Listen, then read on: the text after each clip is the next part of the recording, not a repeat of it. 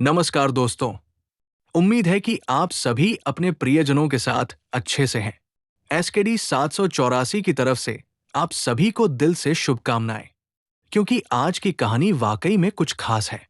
आज हम जानेंगे Japan, a land of robots, ghost forests and samurai wisdom, यानी एक ऐसे जापान के बारे में जहां भविष्य की टेक्नोलॉजी और अतीत की आत्मा एक साथ सांस लेती है। तो चलिए, बिना देर किए शुरू करते हैं आज की रहस्यमयी जापान यात्रा। जापान एक ऐसा देश जहां अतीत और भविष्य एक साथ चलते हैं। यहां सदियों पुरानी समुराई परंपराएं मानवीय रोबोट्स के साथ सहअस्तित्व में है। गहरे जंगलों में पेड़ों के बीच से आत्माओं की फुसफुसाहट सुनाई देती है।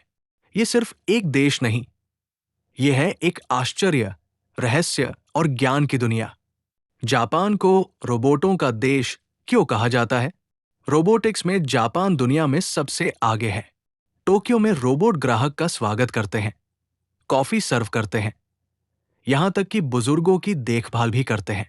असीमो नाम का एक ह्यूमनॉइड रोबोट चल सकता है, दौड़ सकता है और चेहरों को पहचान सकता है।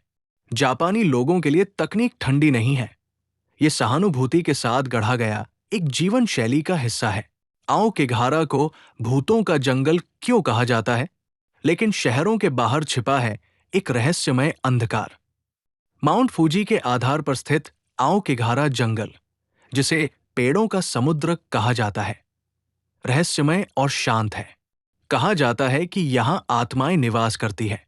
कंपास काम करना बंद कर देते हैं। स्थानीय लोग परछाइयों को देखने की बात करते हैं। ये जंगल जितना सुंदर है, इसका इतिहास उतना ही डरावना और वैज्ञानिकों के लिए रहस्य से भरा हुआ है। सामुराई आत्मा का देश जापान। फिर भी जापान का दिल प्राचीन ज्ञान से धड़कता है। समुराई एक महान योद्धा वर्ग थे, जो बुशिडो योद्धा का मार्ग का पालन करते थे। उनके मूल्य थे सम्मान, अनुशासन और आदर। आज भी आधुनिक मार्शल आर्ट्स और चाय समारोह में उनकी छाया दिखती है। कताना, उनकी तलवार, केवल एक हथियार नहीं, आत्मा का प्रतीक थी। परंपरा और आधुनिकता का संगम। जापान एक आश्चर्यजनक विरोधाभास है। सुनसान जगहों पर वेंडिंग मशीनें मिलती हैं। बुलेट ट्रेन के पास ही 1000 साल पुराने मंदिर खड़े हैं। एनिमे के साथ साथ प्राचीन कैलीग्राफी जीवित है। यहां प्रगति परंपरा को मिटाती नहीं, बल्कि साथ लेकर चलती है।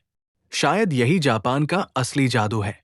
निष्कर्ष, आश्चर्य की धरती, फुसफुसाते जंगलों से लेकर रोबोट की आवाजों तक, जापान सिर्फ एक देश नहीं, एक जीवित कहानी की किताब है, जहां आत्मा, इस्पात और मौन सब एक साथ रहते हैं।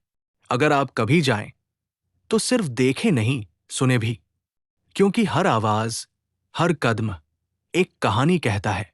तो दोस्तों, अगर आपको वीडियो अच्छा लगे, कमेंट करें, वीडियो को लाइक और शेयर करें, और सब्सक्राइब करना न भूलें।